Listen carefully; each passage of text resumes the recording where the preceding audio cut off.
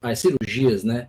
Sempre que a gente vai operar um paciente, exceto naquelas situações de emergência, a gente sempre procura avaliar o paciente antes da operação para evitar algum imprevisto, né? E a isso a gente chama de avaliação pré-operatória. Eu digo que a gente faz isso sempre quando a cirurgia não é de emergência, porque, claro, na emergência não dá tempo de mais nada.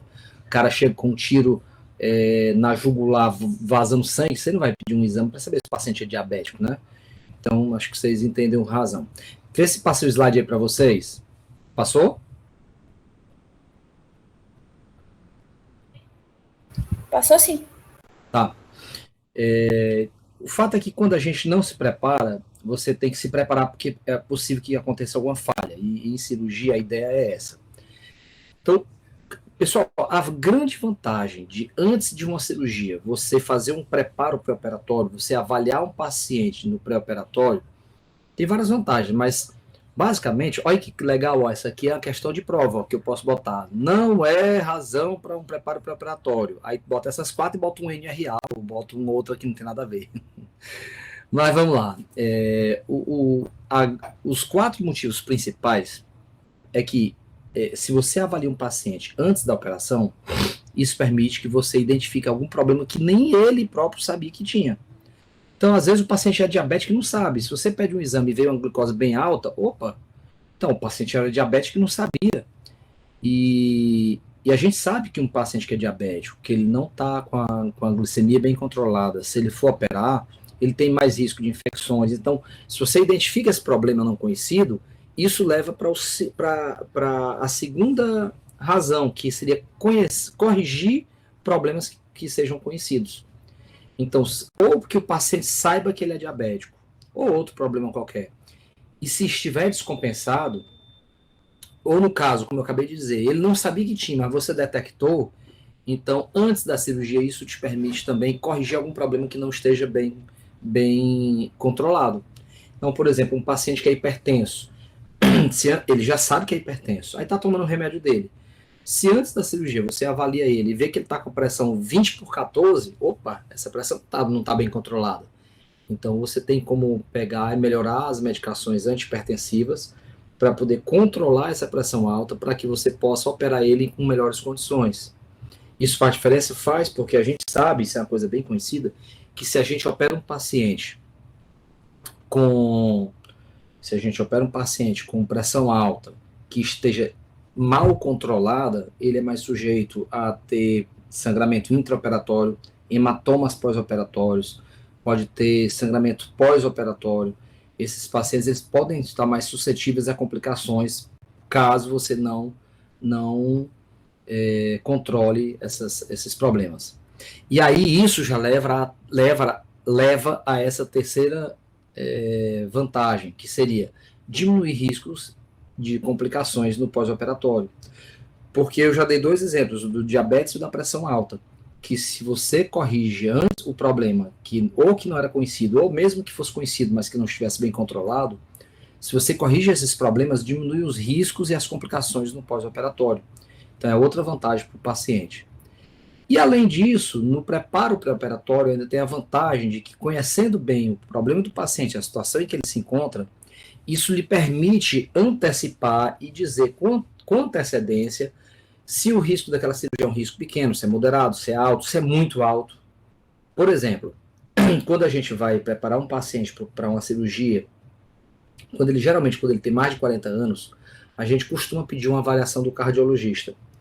E essa avaliação do cardiologista, ela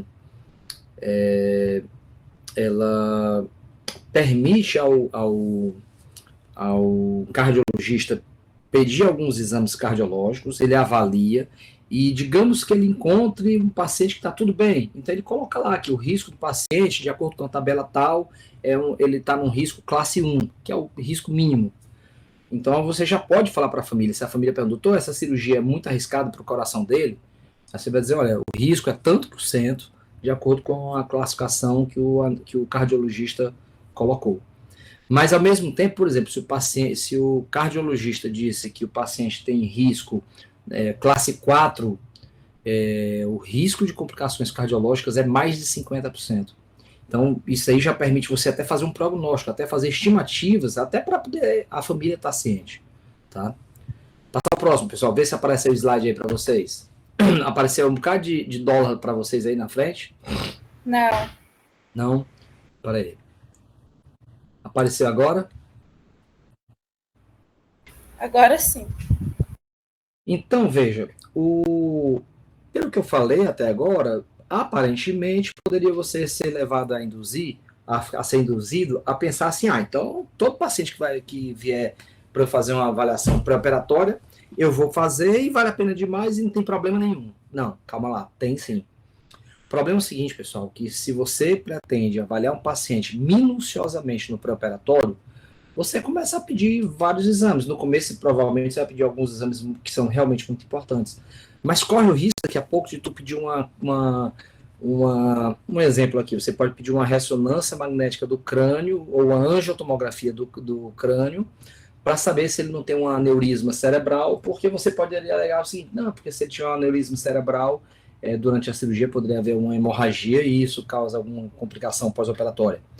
O fato é que é o seguinte, se você começar a pedir exames, até aqueles menos importantes ou aqueles mais improváveis que dê muito alterado, você vai incorrer num problema maior que é custo. Se você for pedir exame demais, se você for fazer avaliação demais, o custo se torna proibitivo, né? Então, vou passar o slide, pessoal. Apareceu aí um cadeadozinho na dólar? Não. Tá, vai já aparecer. Apareceu aí? Apareceu. Tá. Então, a solução, pessoal, é você não pedir exames que sejam desnecessários. É uma forma de você tentar economizar e diminuir os custos. Por exemplo, um paciente jovem de menos de 30 anos é muito, mas muito, muito, muito raro que ele vá ter alguma complicação cardíaca numa cirurgia. Então, você não precisa pedir para um paciente de menos de 30 anos um exame de esteira. A não ser que esse paciente, na conversa com você no pré-operatório, diga que ele sobe um lance de escada e já chega lá em cima com um fôlego curto. A não ser que esse paciente diga que quando ele faz uma caminhada fica com o dedo roxo, fica com cianose. Aí não, aí nesse caso alguma coisa te chama a atenção e aí você tem que realmente investigar. Mas se não, você não tem porquê. Imagina que eu fosse operar algum paciente, um de vocês aí da turma, vocês jovens, rígidos, eu vou pedir um exame, um teste ergométrico, não tem necessidade, né? Fazer um teste, aquele exame da esteira, não há necessidade. Então, eu ia encarecer o procedimento sem ter nenhum benefício real. Passar o slide, pessoal. Passou aí um slide amarelo?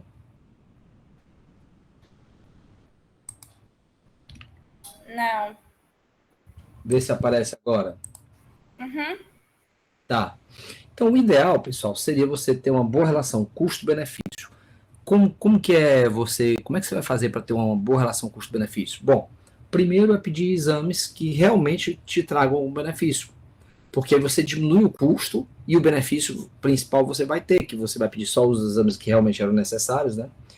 Então, a melhor forma de você fazer isso, passando o slide, apareceu aí para vocês como...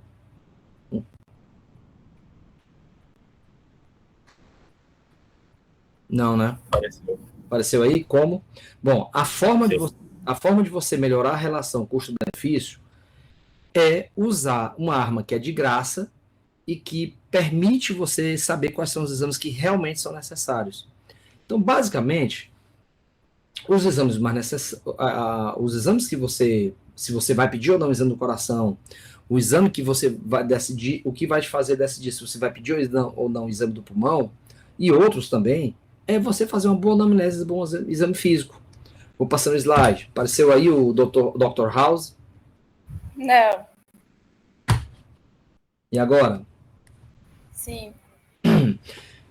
Eu não sei se algum de vocês, pessoal, já assistiu o Dr. House. Quem nunca assistiu, eu recomendo, porque é bem legalzinho, é interessante, apesar de que não está mais na modinha, como já teve uma época que foi, mas eu recomendo, porque é bem legal, é curioso, para quem gosta dessa coisa de medicina, vai achar legal. Mas lá no Dr. House tem uma coisa que chama atenção.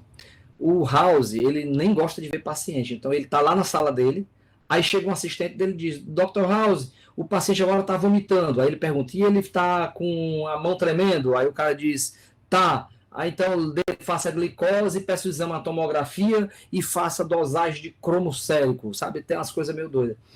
E ele nem viu o paciente. Ele simplesmente pega, manda fazer exame. Então, a gente não pode, agora pegando esse exemplo, a gente não pode pegar e sair pedindo um bocado de exame sem primeiro ouvir as coisas que o paciente tem a dizer, sem primeiro investigar através de anamnese e exame clínico. Então, por exemplo, eu falei para vocês que uma pessoa com menos de 30 anos, para ter uma complicação cardíaca na cirurgia, é extremamente raro. Mas, na anamnese, se você conversa com o paciente, se ele fala que quando ele caminha um pouco ele fica cianótico, que ele sente falta de fôlego, se você, conversando com ele, você verifica que ele tem uma arritmia cardíaca, opa, então, na anamnese, no exame físico, eu já detectei que tem alguma coisa aí no coração dele que eu preciso, sim, avaliar melhor. Aí, num caso como esse, você está autorizado a pedir exames, entendeu? Eu me fiz entender, pessoal, acho que vocês entenderam já o princípio, né? Que a forma da gente diminuir os custos é fazer uma boa anamnese e bom exame físico, porque esses dois, a anamnese e o exame físico, eles te guiam para saber o que realmente é mais importante. Posso passar adiante? Pode. Tá, apareceu para vocês aí anamnese e exame físico? Não. Tá, apareceu agora? Sim. Então, veja, pessoal, anamnese e exame físico normalmente são direcionados com essa intenção de diminuir custos e melhorar a relação custo-benefício.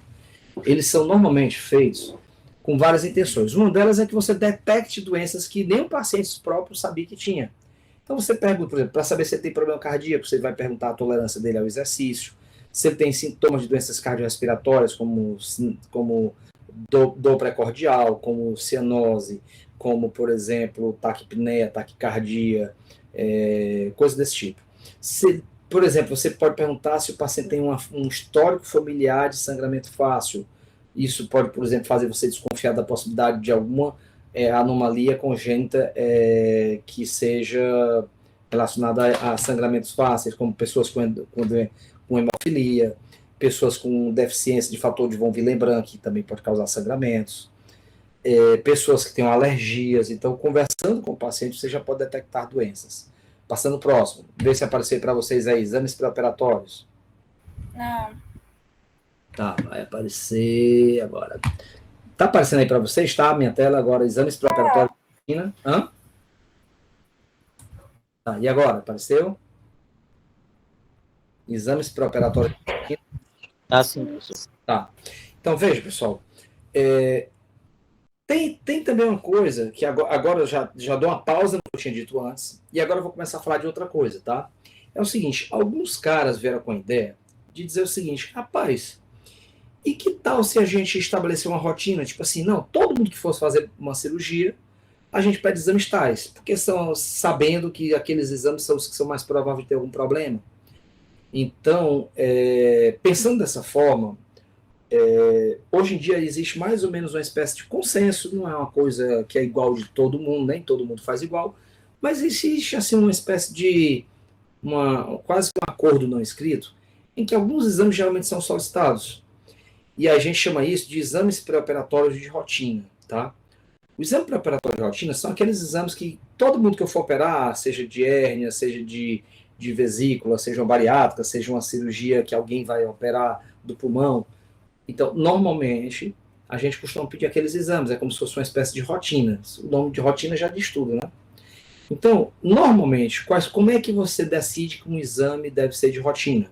Então, normalmente, esses exames, para ser de rotina, eles têm que, primeiro, ser um exame que seja útil para detectar a doença comum. Por exemplo, uma doença grave, uma doença rara, por exemplo. Vamos pegar o próprio exemplo da doença de von Willebrand. Eu não vou pedir para todo mundo que for operar um exame para ver se essa pessoa tem doença de von Willebrand, porque essa doença não é comum. Pessoal, mas se o paciente tiver doença de von Willebrand, tem risco de sangramento durante a cirurgia. Sim, mas aí na anamnese você vai ver que o paciente tem alguma coisa, você vai e pede. Mas se ele não tem nenhum sintoma de sangramento, nada, eu não vou pedir exames para ver se ele tem doença de von Willebrand. porque é muito rara. Então, por exemplo, tem que ser uma doença. Os exames, eu tenho que pedir um exame pensando em detectar uma doença que seja comum e que, ao mesmo tempo, essa doença, se ela existir, que ela implique um risco transoperatório. Por exemplo, eu vou pedir exame de fezes. Professor, peça, porque exame de vermes são muito comuns. É comum. Mas se o cara tiver ascaris, isso vai aumentar o risco dele fazer a cirurgia da bexiga? Não. Isso vai, se ele for operar do coração, se ele tiver ascaris, isso vai aumentar o risco da cirurgia? Não. Então, apesar de parasitose intestinal ser doença comum, como ela não impõe risco transoperatório, então exame de fezes não é um exame pré-operatório de rotina. Entendeu? Outra coisa, o exame para ser feito pré-operatório de rotina, ele também não pode ser um exame de risco. Por exemplo, seria legal se eu fizesse um exame, todo paciente que eu quisesse operar, eu pedisse, todo mundo que eu fosse operar, eu pedisse um cateterismo cardíaco. E aí você poderia alegar, não, professor, mas doença coronariana é uma doença comum, e se o paciente tiver algum problema com alguma doença coronariana, isso impõe, isso implica num risco transoperatório. Então, por isso que eu vou pedir, calma, mas um cateterismo cardíaco, ele oferece um risco. Para fazer um cateterismo, o próprio exame já tem um risco. Então, por isso que a gente não sai pedindo para todo mundo um cateterismo antes da cirurgia, entendeu? Agora, não quer dizer também que eu não possa, às vezes, pedir um cateterismo antes da cirurgia. Só que aí você vai pedir quando tem alguma coisa que já está te fazendo crer que possa realmente ter algum problema cardíaco. Mas eu não vou pedir de rotina, entendeu? Então, esse slide aqui, nós estamos falando quando a gente quer fazer exames de rotina, tá? Outra coisa, para um exame pré-operatório ser de rotina, ele não pode ser de alto custo. Ah, professor, mas aí se eu não puder pedir um exame de alto custo, eu não vou pedir uma tomografia. Isso, exatamente. Tomografia não costuma ser um exame de rotina. A gente pede naqueles casos que você tem alguma suspeita. Aí você está individualizando. Você vai pedir uma tomografia do tórax para saber se ele tem alguma coisa lá, por exemplo, uma metástase.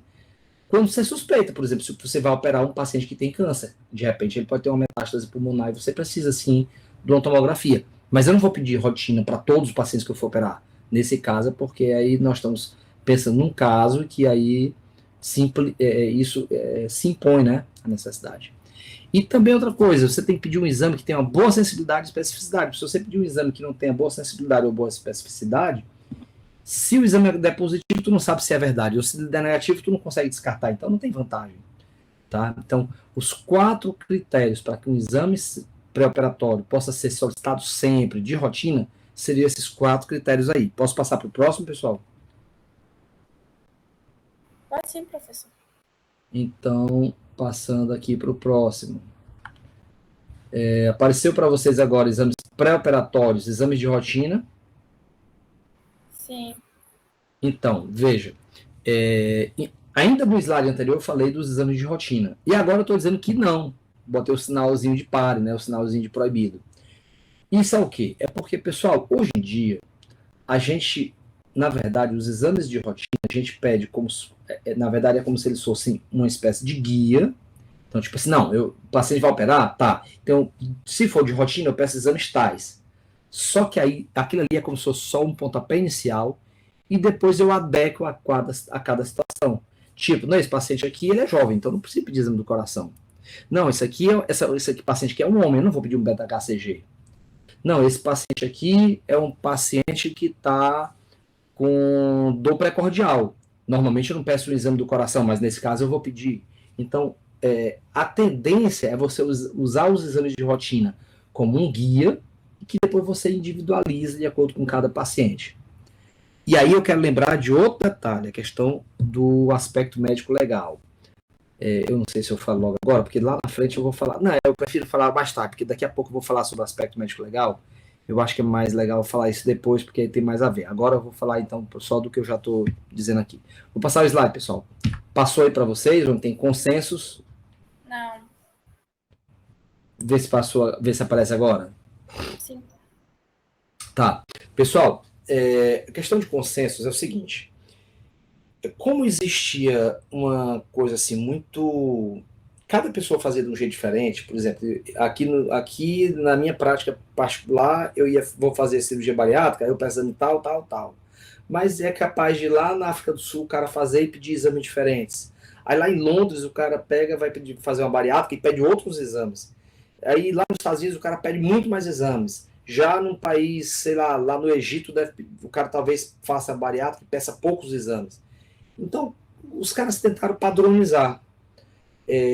Um painel de médicos, de cirurgiões experts no assunto se reuniram em Londres, no ano 2003, e eles fizeram uma espécie de consenso para dizer o seguinte: não, ó, os exames de rotina pré-operatórios para a cirurgia letiva são esses aqui. Então eles passaram dias lá, se reuniram e decidiram chegar a um ponto comum.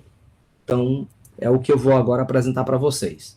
Vê se passou o slide aí, onde tem graus de porte operatório. Apareceu?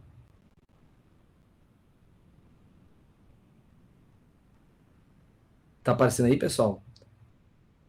Tá, sim. Tá. Bom, eu vou falar dessa classificação, que é chamada classificação de Nice. Aliás, de Nice não, deve ser de Nice, né? Porque foi feito em Londres. Se fosse na cidade de Nice, na França, podia chamar de Nice, mas aí esse daí deve ser o Nice. Pessoal, esse protocolo aí, esse consenso Nice, ele, para começar a falar depois dos exames, ele primeiro começa a classificação, as cirurgias de acordo com o porte. Lembra que na primeira aula de vocês, eu falei de cirurgia de pequeno porte, médio porte, grande porte? Esses caras aqui classificaram as cirurgias em 6 categorias. As neurocirurgias e as cardíacas, elas correm à parte, é um grupo, é um porte à parte diferente. E as outras, as demais, elas são classificadas como cirurgia de porte menor, grau 1, intermediário, que é grau 2, maior, que é grau 3, ou aquelas bem maiores, que são grau 4, são as mais complexas. E claro, vocês podem ver pelo que tem no lado direito da tabela, que são cirurgias que vão aumentando progressivamente de complexidade. Passar o slide, ver se passou aí para vocês, onde tem rotina mais usual. Tem? Passou aí? Passou. Tá. Resumindo, aquele livrozinho ali, aquele consenso, pessoal, é um livro que tem até disponível gratuito na internet, e ele tem mais de 50 páginas. Mas se fosse para eu pegar e falar assim de um resumo de tudo que tem lá, o resumo é mais ou menos o que está nessa tabela aí para vocês. O resumo diz o seguinte: cirurgia de pequeno porte, para cirurgia de grau 1, você não precisa pedir exame nenhum. Então, por exemplo, se alguém de vocês quisesse tirar uma unha encravada, se alguém de vocês aí quisesse tirar um nevus que tem no braço, você chega lá no consultório, a gente combina, você vai lá, a gente se encontra, vai lá, a gente dá anestesia local, tira e tu vai embora para casa e não precisou fazer exame nenhum. Porque é uma cirurgia de porte muito pequeno. Mas para cirurgia de porte intermediário, maior ou maior, plus, né? Geralmente a gente costuma fazer de acordo com essa tabela aí. Pacientes de menos de 35 anos, se for homem a gente não pede exame nenhum, e se for mulher a gente pede exame, um hemograma e beta-HCG. Eita, professor, então quer dizer que eu não peço exame nunca? Não, calma lá. Isso que eu estou dizendo aí é como se fosse a espécie de rotina. É claro que você vai conversar com o paciente, então se por acaso esse paciente disser assim, não, doutor, de um tempo para cá eu estou espirrando sangue, porra, então esse paciente eu vou pedir exame sim. Eu vou talvez pedir uma tomografia computadorizada para ver como é que está o pulmão dele. Se ele disser que está tendo melena, talvez eu vá pegar e pedir uma colonoscopia para saber por que ele está defecando sangue, entendeu? Então, isso aqui é só como se fosse aquele guia geral para te dizer quais exames você deveria, o teu pontapé inicial partir de onde, né? Então, por exemplo, um homem com menos de 35 anos, você não vai pedir exame nenhum, mas você pode individualizar de acordo com a anamnese e exame físico que você colhe daquele paciente. E mulher, como a anemia é mais comum e como a gestação, se for uma mulher em idade fértil, a gente pede um hemograma de beta-HCG. Claro, você pede beta-HCG se for numa idade fértil, por exemplo, se for uma criancinha de 4 anos de idade, você não vai pedir um beta-HCG, né? Pessoal, entre 35 e 60 anos, os exames que você pede para homem e mulher são iguais, está faltando só um beta-HCG aí para mulheres, né? Porque uma mulher com mais de 35 anos, ela pode sim estar grávida. Mas isso aí vai até a menopausa. Mas o fato é que os exames, normalmente, a gente pede um hemograma, pede um eletrocardiograma, porque a partir dos 35 já é possível que haja algum problema cardíaco. Esse exame de creatinina é um exame bem simples, e a gente costuma pedir porque ele é um exame que detecta se o paciente tem problema renal. E a glicemia, porque diabetes é uma doença muito prevalente, né? Tem demais. Então, é uma doença prevalente. E que se o paciente tiver, isso implica em algum risco para a cirurgia. E acima dos 60 anos, pessoal, você acrescenta um raio-x de tórax, tá? Porque aí já tem risco de doenças pulmonares, metástases, etc. Passar o próximo. Apareceu para vocês um slide azul? Apareceu não. Tá, agora vai aparecer. Agora apareceu. Tá. Então é o seguinte, pessoal. A gente tem aqui individualizar. Cada paciente que você vai operar, se você perguntar, professor, e afinal de contas, a gente fala o quê? Tá. Você vai pegar, ver onde é que esse paciente se enquadra dentro daquelas recomendações aí dessa tabelazinha que eu mostrei. Mas aquilo ali é um pontapé inicial. Algum exame você deixa de pedir, por exemplo, se for uma paciente de 28 anos, você está dizendo ali que você deve pedir um beta-HCG, né? Mas e se essa mulher, 2 anos antes, ela já ligou as trompas? Não precisa pedir um beta-HCG, tá certo? Então você personaliza os exames de acordo com a situação. Se o paciente tem na anamnese, no exame físico, tem algum problema, então você vai e pede algum exame para avaliar melhor aquele problema. Tá, continuando. Passando aqui o slide. Apareceu aí para vocês hemograma? Sim. Tá, pessoal, para vocês entenderem aqui a lógica da minha apresentação. Os próximos slides, eu vou fazer algumas considerações sobre alguns exames que eu digo exames laboratoriais, exames de imagem, etc.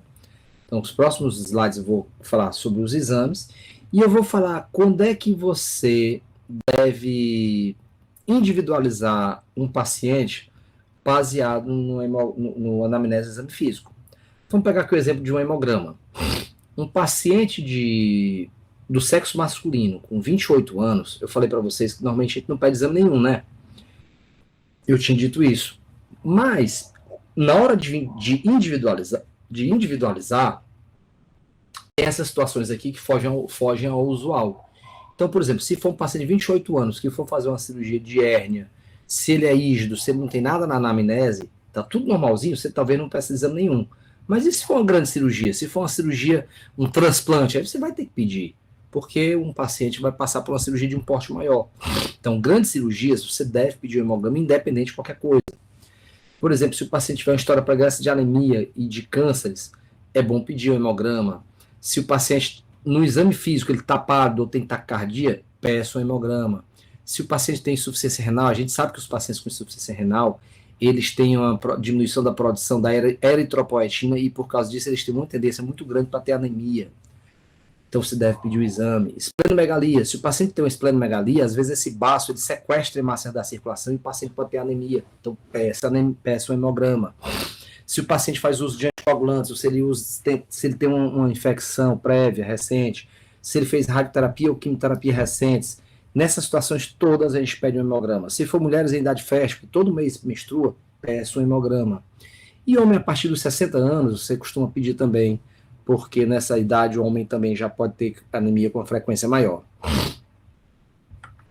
Passando para o próximo, passou aí para vocês que lá em cima a primeira palavra é TAP. Não, né? Deixa eu ir logo direto.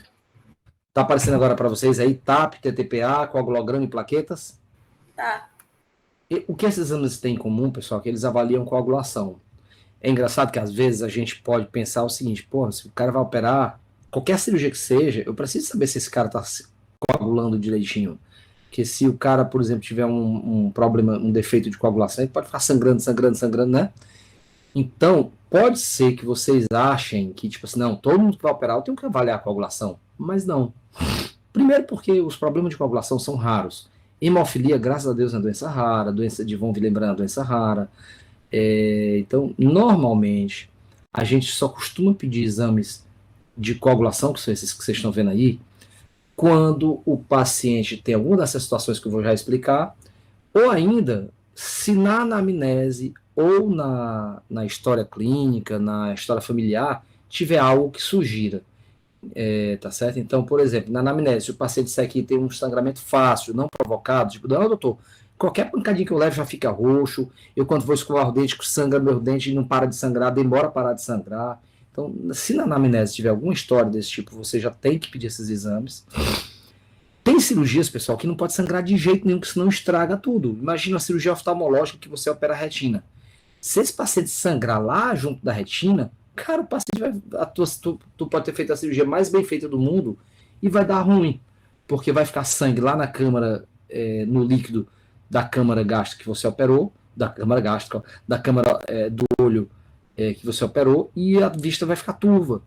Então, neurocirurgia é a mesma coisa. Uma neurocirurgia, se o cara sangrar dentro da calota craniana, dentro do crânio, aquele sangue é diferente de uma cirurgia no abdômen, que o abdômen distende, a calota craniana não, ela é fixa.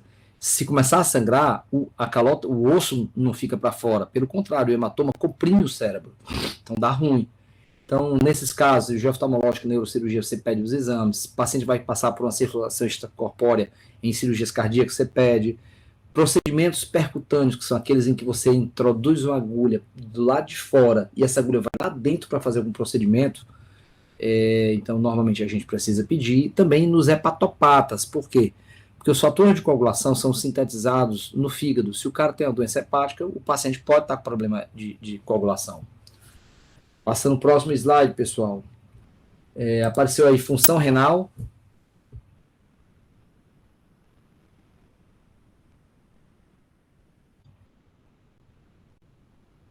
Apareceu aí, pessoal? Aqui apareceu, professor. Pessoal, o exame de função renal, para avaliar como é que está o rim, a gente geralmente pede esses dois exames, ureia e creatinina. Geralmente a gente pede esses exames sempre quando o paciente tem mais de 50 anos. Mas você deve pedir, independente de ser 50 anos ou não, em pacientes hipertensos, diabéticos, porque esses pacientes geralmente eles já podem ter o risco de ter algum acometimento renal, pacientes com insuficiência cardíaca congestiva, coronariopatas, pacientes que fazem uso crônico de anti-inflamatórios não hormonais, porque os anti-inflamatórios não esteroidais, eles podem prejudicar a função renal, e também pacientes que vão passar por uma cirurgia de grande porte, porque afinal de contas o rim vai ser muito exigido, né? Uma cirurgia de grande porte, cirurgia de grande duração, cirurgia mais delicada, então são essas as situações. Passar o próximo. Até agora tudo bem entendido, pessoal? Tudo certo, professor. Alguém tem alguma dúvida, queira fazer alguma pergunta?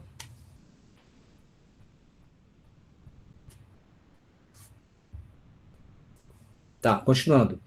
Exames de função hepática, pessoal, geralmente são esses que vocês estão vendo aí abaixo: TJ, TGP, fosfatase alcalina, gama-GT, bilirrubinas. Eu não sei se vocês têm aula de alguma disciplina de métodos complementares de diagnóstico, em que vocês aprendem como é que é cada exame, como é que funciona cada exame, tem? Tem não. Tem não, né, cara? Rapaz, é uma pena. Eu, na minha época de faculdade, eu tive, e confesso até que foi uma disciplina que eu tinha um professor muito ruim e eu até nem gostava. Mas hoje eu sei o tanto que é importante, cara. Mas enfim, vocês vão ter a oportunidade de aprender também individualmente. Mas a função hepática, pessoal, a gente pede através desses exames. E, claro, a gente não pede de todo mundo, mas o que te leva a individualizar e para algum determinado paciente pedir exames da função hepática, geralmente são essas situações aí. Pacientes etilistas pesados, aquele cara que diz que bebe todo dia, cara que bebe exageradamente há muitos anos, nos hepatopatas, que você já sabe que é hepatopata, e naqueles pacientes que haja alguma suspeita clínica através da anamnese ou do exame físico, que ele possa ter algum declínio da função hepática. Eu não sei se vocês já pagaram na semiologia, mas, por exemplo, na semiologia a gente aprende quais são os sinais do exame físico que um hepatopata pode ter, por exemplo, telangiectasias na pele, por exemplo, ginecomastia, flapping na mão. Então, se o paciente, vocês, se não tiver essa aula ainda, vocês vão ter Então, se você... Já teve, professor, já viu isso aí também, eritema palmar, essa parte toda. Pronto, exatamente. Então, se você examina um paciente, se você tem algum desses achados, pô, você tem que pedir exame da função hepática antes da cirurgia, né? Então, isso é importante. Para você ter uma ideia, pessoal, olha só que loucura. Eu lembro que eu era residente e tem um colega meu de residência que levou um esporro porque tinha uma senhorinha de idade que ia operar, ia fazer uma cirurgia. Ele não avaliou a função hepática dela e no pós-operatório ninguém sabia que ela tinha algum problema hepático e foi prescrito um analgésico, depois da cirurgia, né? Depois da cirurgia foi prescrito um analgésico para ela, um opioide. Cara, essa vozinha ela passou 24 horas dormindo. Por quê? Porque o fígado dela, que quem metaboliza alguns opioides, como o tramadol, é o fígado. E como ela era hepatopata e ninguém sabia, foi prescrito o tramadol, o fígado dela demorou a metabolizar, então ela passou 24 horas dormindo lá, tá? Porque ela tinha tomado esse opioide. Felizmente, depois ela melhorou e pronto. Mas imagina, né? Pessoal, passar aqui o próximo slide. Tá. Eletrólitos. Apareceu aí para vocês, eletrólitos? Só me confirma aí. Tá. Pessoal, é engraçado. Eu vou dar uma opinião que é baseada numa observação minha. Posso estar enganado, mas eu acho que os exames pré-operatórios mais solicitados sem necessidade são os eletrólitos. Tipo assim, a pessoa pega, tem um paciente que vai no consultório, aí deseja operar de hérnia, aí o cara vai lá e pede alguns exames e pede lá dosagem de potássio, de sódio, de cálcio, que são os eletrólitos, né? Pessoal, normalmente não há necessidade. É muito raro você pegar um paciente que veio de casa e você dosa ali o sódio, potássio, cálcio e está alterado. É muito difícil. A não ser nessas situações que vocês estão vendo aí nesse slide. E a não ser que é o último item que tem lá embaixo, quando o paciente já estava no hospital tomando hidratação venosa. Porque o que acontece? Cara, o nosso intestino ele é muito eficaz em controlar sódio, potássio, eletrólito. Então, por exemplo, se você está com muito sódio, se tu pegar e ingerir muito sal, teoricamente teu sódio vai aumentar, né? Mas o nosso intestino, junto com o rim, ele funciona tão bem que ele pega, bota o excesso de sódio para fora e teu sódio continua bom. Entendeu? Então, isso só deixa de ser verdade quando o paciente não está se alimentando e você já está botando os eletrólitos direto na veia. Tá? Então, por isso que tem a última frase que tem lá embaixo aí do slide, tem hidratação venosa exclusiva. Então, se o paciente está tomando tudo na veia, aí não, aí realmente, se você estiver dando muito sódio, muito potássio, por exemplo, o rim pode até tentar ajudar, mas ele talvez não vai dar conta. O fato é que a gente costuma pedir dosagem de eletrólitos no pré-operatório se o paciente, antes da cirurgia, já tem um diagnóstico de insuficiência renal cardíaca, se o paciente está tendo vômitos pré-operatórios, porque quando você vomita, você perde sódio, perde potássio. Se o paciente faz uso de diuréticos, porque através do diurético o paciente coloca para fora sódio ou potássio também, no caso da aldosterona. Aldosterona, não, desculpa, como é o nome, meu Deus, do aldactone, que é um diurético que faz botar para fora o potássio. Pessoal, pacientes que fazem uso de digoxina, porque se tiver alteração no potássio, se a pessoa tomar digoxina, pode causar arritmias. E pacientes que tenham obstrução intestinal, por quê? Porque o paciente que tem obstrução intestinal, ele perde muito líquido para dentro do intestino, e esse líquido vem do sangue circulante. Então, o paciente pode perder sódio, potássio e pode dar alterações nesses eletrólitos, mas não sendo uma necessidade. Então, geralmente, a gente pede dosagem de eletrólitos somente nessas circunstâncias aí. Passar o próximo slide, pessoal. Dosagem de glicemia, pessoal, geralmente a gente pede muito, né? Muito mesmo. Principalmente se tiver suspeita clínica de diabetes, história familiar, pacientes obesos, porque nos obesos é mais prevalente. Se já tem um diagnóstico prévio, que nesse caso aí você vai pedir o exame, não é nem para confirmar o diagnóstico, seria só para saber se está com controle pré-operatório adequado. Porque se o cara é diabético, se você vai operar ele numa cirurgia de urgência, a glicose pode estar do jeito que for. Mas se a glicose tiver 190 e o paciente vai ser submetido a cirurgia letiva, você suspende a cirurgia, manda controlar a glicose, depois ele volta. Pacientes acima dos 40 anos, sempre a gente costuma pedir glicose. pacientes também tomando nutrição parenteral, porque na nutrição parenteral, pessoal, o que que é? É quando você alimenta o paciente direto, colocando os nutrientes direto na veia.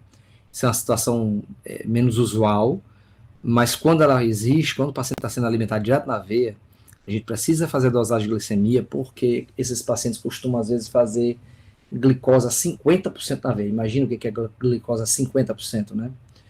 E os pacientes diabéticos, eles só podem operar, só devem operar se a glicemia estiver ok. Isso, claro, estou falando para cirurgias eletivas, porque numa cirurgia de emergência não dá para esperar, né? Mas no paciente que vai fazer a cirurgia eletiva, tipo assim, eu quero fazer uma bariátrica, tá, é cirurgia eletiva.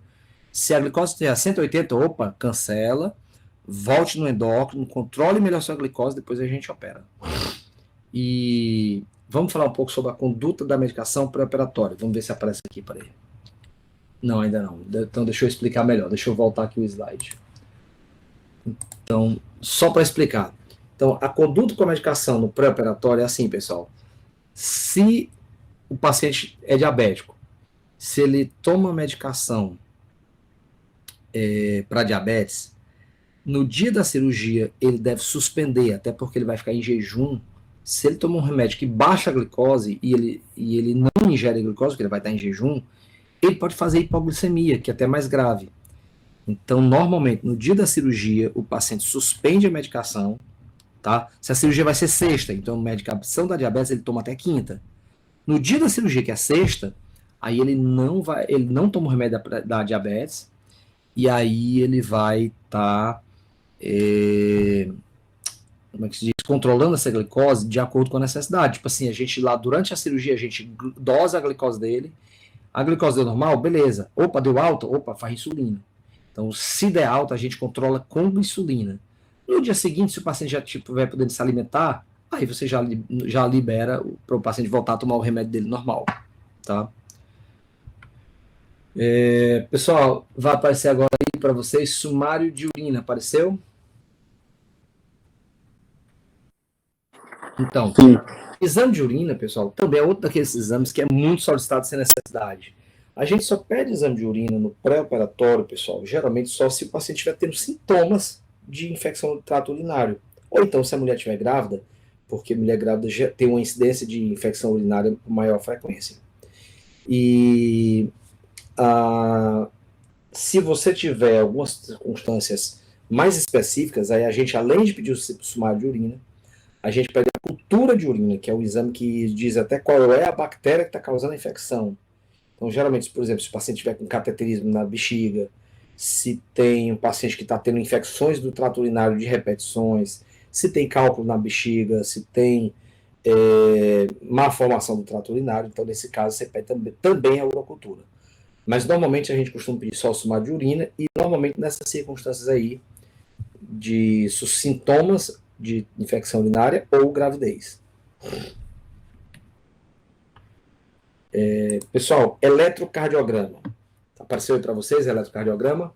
Confirma aí para mim.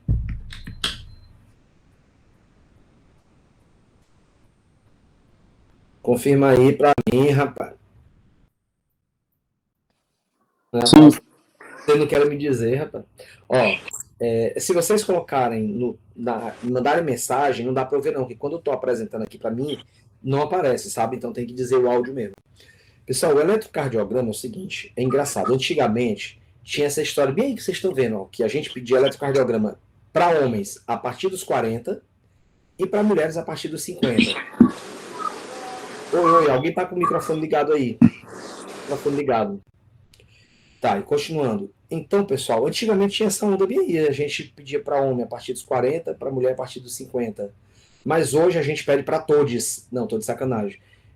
Hoje, pessoal, a gente percebe como, com os tempos modernos, homens e mulheres começaram a ter problemas coronarianos mais ou menos na mesma idade. Antigamente, mulher para ter doença coronariana, às vezes era 10 anos depois do que a média dos homens. Mas hoje em dia essa realidade mudou. Hoje em dia, homem e mulher adoecem do coração com a mesma idade, sabe? Então, hoje em dia, essa história de homem a partir dos 40, mulher a partir de 50, isso aí não é mais a realidade. Então, a partir dos 40, a gente pede eletrocardiograma tanto para homem como para mulher, tá? Então, cuidado, principalmente o pessoal que às vezes vai estudar só olhando aqui o slide, para não achar que é homem a partir dos 40 e mulher a partir de 50. Isso aqui era a regra antiga, mas que hoje em dia a gente não dá mais muita bola para isso, não. A partir dos 40, tanto homem como mulher, tá? Para todos. Pessoal, a gente também pede eletrocardiograma para pessoas com doença coronariana conhecida, para pessoas com arritmias conhecidas, pacientes que tenham fator de risco para doença coronariana, por exemplo, paciente que é tabagista crônico, e algumas drogas que têm efeito sobre o coração, a gente também, por conta delas, a gente deve pedir o eletrocardiograma. Se tiver alteração, pessoal, a gente pede um parecer cardiológico, tá? Vou passar o próximo. Vou mostrar agora para vocês quando é um raio-x de tórax. Apareceu aí para vocês raio-x de tórax? Então, pessoal, raio-x de tórax, normalmente a gente pede a partir dos 60, mas se o paciente for tabagista, a gente pede a partir dos 50.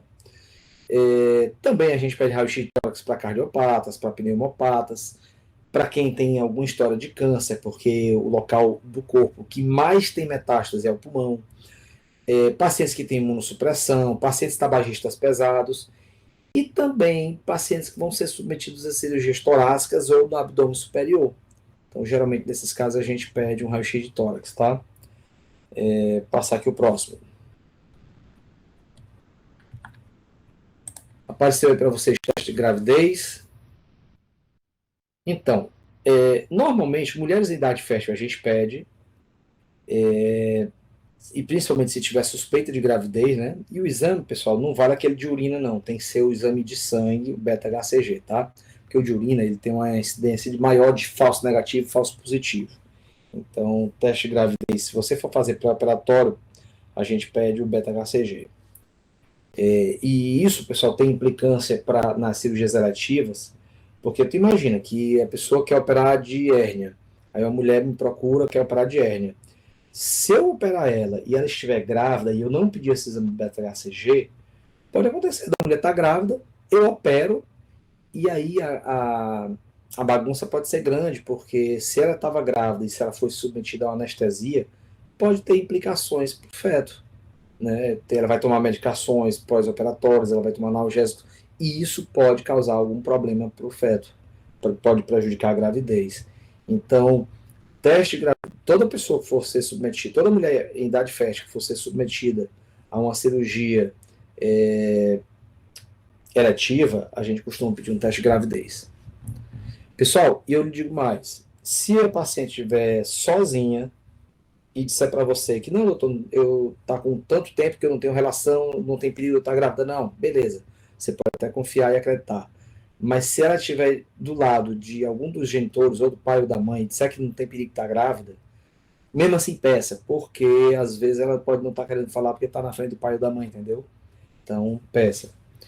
Solicitando, passando aqui o próximo exame, pessoal, espirometria pulmonar. Apareceu aí para vocês, né? Então, o exame da espirometria pulmonar, talvez alguns de vocês talvez não saibam o que é. É um exame que é um aparelhinho que tem lá, que a pessoa pega, bota um bocalzinho, um tubo na boca, e ela sopra, e depois ela aspira o ar, e a velocidade com que o fluxo passa através do pulmão, pelo volume de ar que entra no teu pulmão, ou que tu consegue exalar na expiração, elas dizem muito da função pulmonar. Então, o exame da espirometria pulmonar, ele é principalmente útil quando você quer avaliar a função pulmonar, a função respiratória.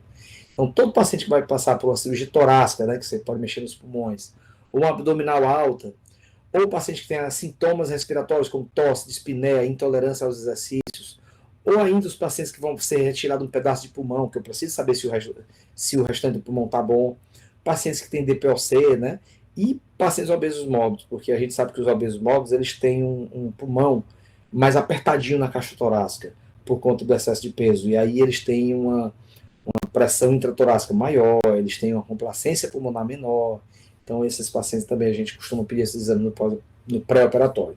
Para vocês terem uma ideia, toda cirurgia bariátrica, eu peço um exame de espirometria pulmonar. Passando próximo. Pessoal, vocês estão vendo agora aí, caso clínico 1. Tá, paciente FDP, 46 anos, de sexo masculino. Aí tem uma coisa aqui, esse paciente ele diz para você que ele é hipertenso, e que ele faz uso de um antihipertensivo e a pressão dele está 15 por 95. Acredito que vocês sabem que 15 por 95 está uma pressão alta, né? E ele vai operar de hérnia incisional. E aí, o que a gente faz? Passa aqui o slide.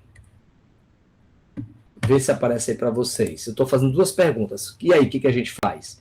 E a segunda, qual é a recomendação que você vai dar para esse paciente? Alguém de vocês quer arriscar?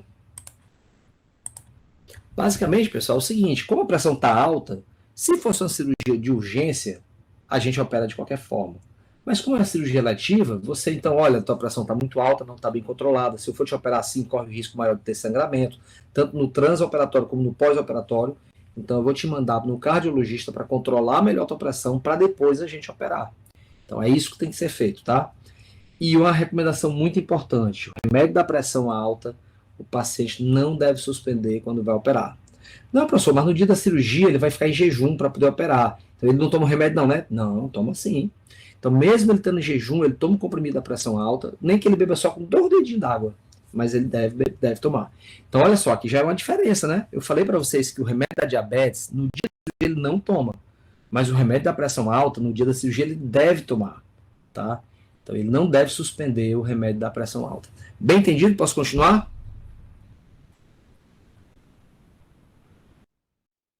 Passando o slide.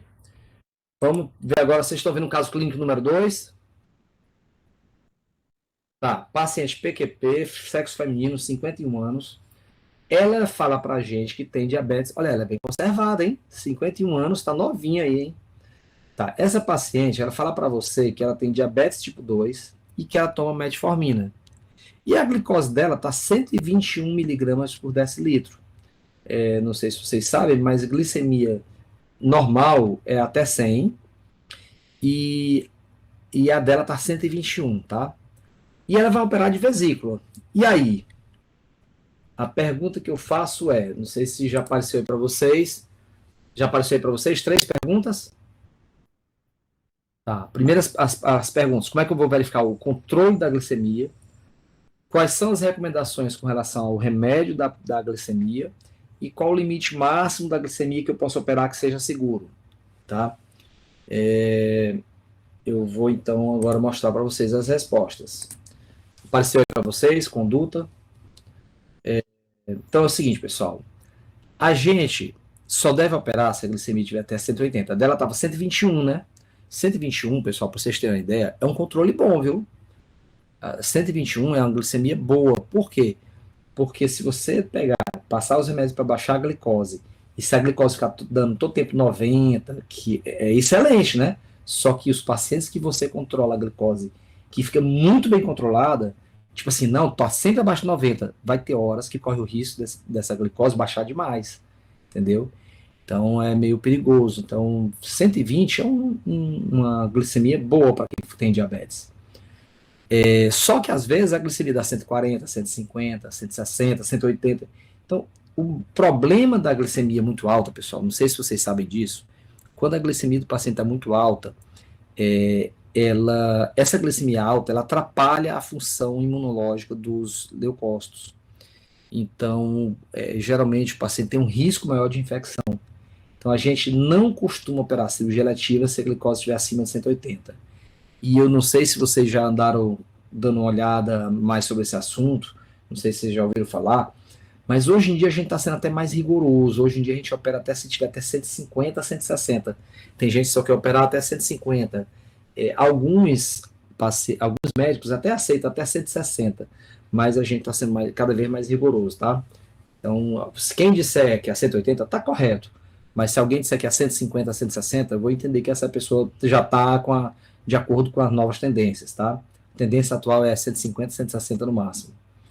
Se você quiser saber se o controle da glicose está bom só porque o paciente fez jejum por exame ali naquele dia, porque ele se cuidou, não, o doutor me pediu o exame da glicose, então deixa que hoje eu vou comer bem direitinho e amanhã também para poder fazer o exame. Aí às vezes dá baixo, só que no dia a dia dele a glicose está dando nas alturas, né? Então como é que você faz para saber se a glicose está bem controladinha nos últimos 3 meses e o paciente deu normal só naquele dia, ou se é porque realmente está bem controlado? Então, pessoal, O exame de hemoglobina glicosilada, A1C, é um exame que a gente dosa e que, se ele estiver normal, esse exame é como se fosse uma média da glicose nos últimos 3 meses. Então, esse exame é interessante porque ele permite você saber se o controle realmente está regular nos últimos 3 meses. Se nos últimos 3 meses o paciente estava com a glicose toda descontrolada, dando alta, aí faltando uma semana para a cirurgia, o paciente começa a comer bem certinho, aí a glicose baixa, né? Mas como é que você sabe se nos últimos 3 meses estava bem controlado? Então o exame é esse. No dia da cirurgia eu já tinha falado para vocês que não deve tomar o hipoglicemia oral, né? No dia da operação. E durante a cirurgia, no dia da operação, que o paciente vai estar em jejum, você fica fazendo aquela dosagem da glicose naquela furadinha do dedo, não sei se vocês já viram, é um exame que faz uma furadinha no dedo, bota no aparelhinho, e ele diz como é que está a glicose ali na hora. Então, durante a cirurgia, a gente fica controlando a glicemia, se der alta, a gente dá insulina. Tá? Então, normalmente é feito isso aí. Bem entendido? Posso passar para o próximo, pessoal? Sim, professor. Tá. E alguns casos, por exemplo, pacientes que têm hipotiroidismo, que tomam levotiroxina, né, que é o remédio da tireoide, esses pacientes, o que tem de particular neles? É que eles não devem suspender o remédio também em nenhum dia. Ah, professor, mas ele está em jejum. Toma assim mesmo. Não, professor, mas ele está com um problema gástrico que ele não pode ingerir nada. Então pega, só para você ter ideia, eu já tive um paciente nessa situação. Sabe o que a gente faz? A gente pega o comprimido da tireoide, comprimidozinho da levotiroxina, e coloca como se fosse um supositório, porque a mucosa retal também absorve. Pacientes hipertensos eu já expliquei, e diabéticos também. E o que a gente faz com medicamentos orais sem poder usar a via oral? Às vezes, em alguns casos, como eu acabei de dizer, a gente pode usar como se fosse um supositório, coloca via retal. Às vezes, tem esses medicamentos orais que a gente pode pegar e usar um semelhante dele, que seja endovenoso, e aí vai. Passando o próximo, pessoal. Pessoal, já estamos nos últimos slides, tá? Vamos então falar daquela questão médico legal que eu tinha falado no começo da aula, que eu disse assim, não, daqui a pouco eu vou falar sobre isso. Aí, então, é o seguinte. O aspecto médico legal dos exames, tem algum aspecto legal do médico legal sobre exames pré-operatórios? Bom, se tem aqui é porque tem, né? Então, deixa eu explicar, pessoal. Rapaz, quando a gente pede um exame quando a gente deixa de pedir um exame, se esse exame que eu não pedi, ele deixar de detectar algum problema e por causa disso o paciente teve alguma dificuldade, esse paciente depois ele pode te processar. Tipo assim, vamos pensar aqui num caso concreto. Imagina que o paciente pegou e falou para você que ele, quando sobe uma escada, ele já fica muito, muito, muito cansado. Aí tu deu bola e não pediu uns exames para avaliar o coração. Se durante a cirurgia esse paciente infartar, ele depois, ou até a família depois, caso ele morra, pode te processar e dizer o seguinte, olha, doutor, olha o seu juiz, eu quero que esse médico seja condenado, porque se ele tivesse pedido um exame do coração do meu pai, ele teria visto que ele tem um problema cardíaco e teria, antes de ter operado, ia ter primeiro corrigido esse problema cardíaco. Então, o médico ele pode ser acionado juridicamente por conta de que ele não pediu o exame. Então, o que acontece? Em lugares como nos Estados Unidos, isso está acontecendo, acontece já há muito tempo, que lá o risco de um médico ser processado é muito alto. Então, o que acontece é que lá o médico ele pede exame até sem necessidade, e ele sabe que é sem necessidade, mas ele pede só para se proteger. Só como quem diz assim, não, eu vou pedir esse exame aqui, porque vai que depois o paciente quer me processar, e eu mostro, olha, eu pedi, entendeu? Então, o problema disso é que o médico acaba pedindo mais exame do que o necessário e torna a medicina muito cara, que é o que acontece nos Estados Unidos. A medicina nos Estados Unidos é muito cara. Vou passar aqui o próximo slide, pessoal. Apareceu aí para vocês um juiz aí. Então, o fato é que você tem que ter como sua primeira prioridade, o primeiro lugar de tudo é o seu paciente. Claro, o primeiro lugar é seu paciente. Você tem, porque a gente está falando aqui que está lá no livro, e o professor está dando aula e dizendo que tem que diminuir os custos? Tem que diminuir os custos. Mas, ao mesmo tempo, tem muitos profissionais que percebem que se você pede um exame, serve até para você até se defender. Vou dar um exemplo para vocês. Uma vez, uma paciente me procurou no consultório e ela chegou para mim, ela se acompanhava comigo de problema de refluxo. Aí ela se consultava comigo sempre por causa de refluxo. Aí um dia ela chegou, aí disse, não, doutor, hoje eu estou vindo aqui por outro motivo, hoje eu estou vindo aqui porque eu quero que você me peça uma colonoscopia. E é uma mulher jovem. Aí eu, mas moça, você tem certeza que você quer fazer uma colonoscopia? Porque você não está na idade ainda de fazer. Você tem casos na família de câncer do intestino? Ela, não, tenho não. E por que você quer? Não, doutor, sabe o que é? Eu quero fazer esse exame porque eu tive um sonho que eu estava com câncer no intestino. E, cara, e eu vou dizer para vocês, se eu tivesse com mais paciência no dia, eu ia explicar para ela, ó, não necessita, foi só um sonho, não há necessidade, você não se enquadra, você não está nos critérios, você não tem caso na família, não tem histórico familiar, você não está tendo nenhum sintoma. Se eu tivesse com tempo, eu ia pedir, ou eu ia pegar e ia convencer ela que não precisava. Só que na hora eu não estava com paciência, eu peguei e pedi, certo? Eu pedi o exame. Rapaz, vocês podem pensar que é brincadeira minha, eu juro. Quando a paciente veio, ela estava com nódulo no intestino grosso. E era um câncer.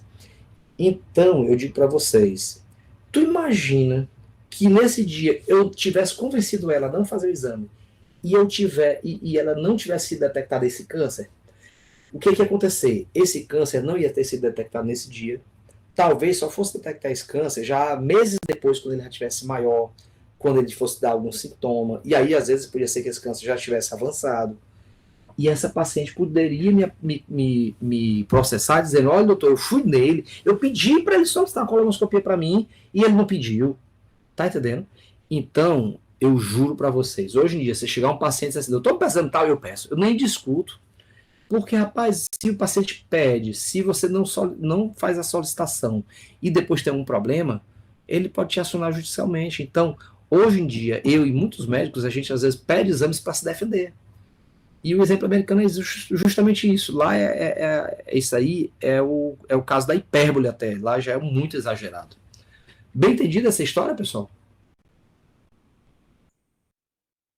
E aí, pessoal, a conclusão no fim dessa história toda é que você tem que tentar diminuir os custos, mas cuide principalmente do seu paciente e também tenta tirar o seu da reta. Cuide da sua pele, entendeu? A melhor forma, apareceu para vocês aí, bom senso? A melhor forma de você fazer isso é usando o seu bom senso. Faça anamnese, faça exame físico, avalie bem, converse com o paciente e use seu bom senso e seu discernimento, tá? Mas se tiver na dúvida, peça exame. E por hoje é só, pessoal. Dúvidas?